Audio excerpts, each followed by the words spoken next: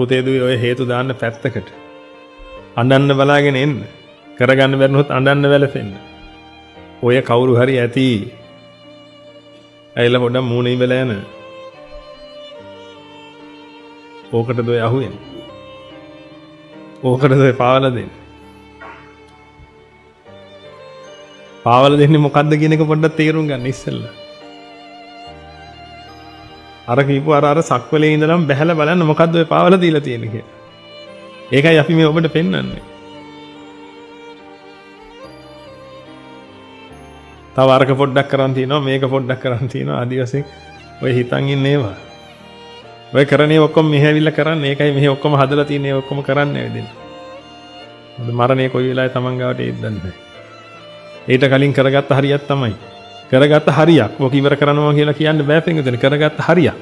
අන්න ඒ ටික විතරයි ඉතුරු වෙන්නේ.